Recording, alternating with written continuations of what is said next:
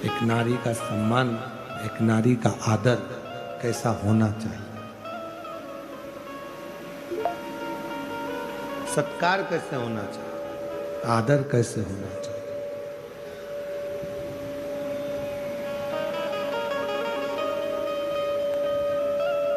शिव महापुराण बहुत सुंदर बात एक कहती है। शिव जी के मंगल विवाह के प्रसंग में, भगवान शंकर के विवाह प्रसंग में, शंकर भगवान के मंगल विवाह प्रसंग में, एक सुंदर प्रसंग में भगवान शंकर के पवित्र प्रसंग में माता शंकर जी की कृपा, भगवान शिव जी का संग।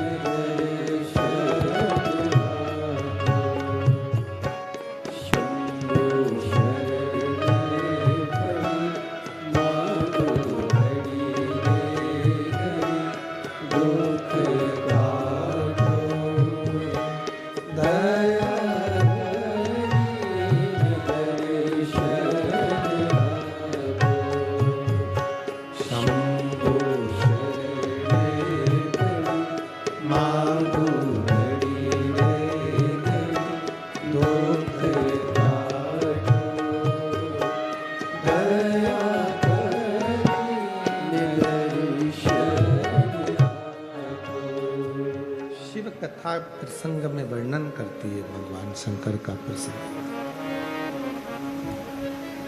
जिस घर में, जिस परिवार में स्त्री का, नारी का आदर, सम्मान होता है, शिव महापुराण की कथा कहती है उस घर से लक्ष्मी कभी रूठ कर नहीं जाती है।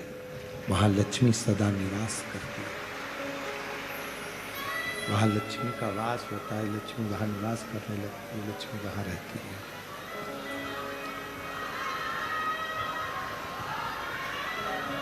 वहां लक्ष्मी का निवास है, वहां लक्ष्मी निवास करती है। वहां से लक्ष्मी कभी रूठ कर नहीं जाती है। वहां लक्ष्मी सदा निवास करती है, सदा निवास। जैसे एक मुखी से लेकर 14 मुखी तक रुद्राक्ष का वर्णन शिव महापुराण के अंतर्गत है।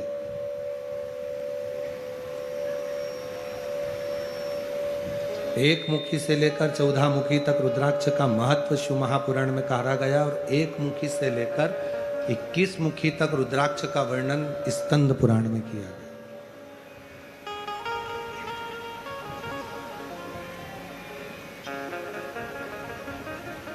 यदि हम शिव महापुराण की बात करें, शिव महापुराण का सुंदर चरित्रों का वर्णन अगर हम श्रवण कर रहे हैं और उसका स्मरण हम कर रहे हैं, तो उसमें एक मुखी से लेकर 14 मुखी तक रुद्राक्षों की महत्वता कही गई और उसमें भी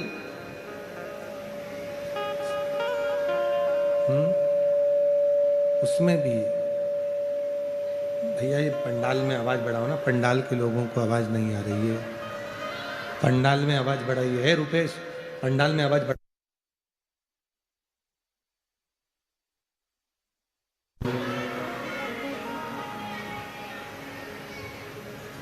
एक मुखी से लेकर 14 मुखी तक रुद्राक्ष की महत्वता कही गई है शिव महापुराण के अंतर्गत। और एक मुखी से लेकर 21 मुखी तक स्कंद पुराण में रुद्राक्ष की महत्वता कही गई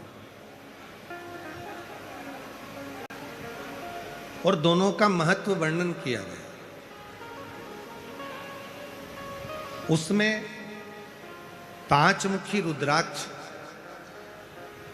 7 मुखी रुद्राक्ष एक ऐसे रुद्राक्ष है जिन रुद्राक्ष को मात्र 5 मुखी और 7 मुखी रुद्राक्ष को मात्र आप जब अपने तन पर धारण कर लेते हो तो कोई बड़ा रोग भी अगर शरीर में लगने वाला होता है तो वो दूर हटना प्रारंभ हो जाता है और शरीर को कष्ट से।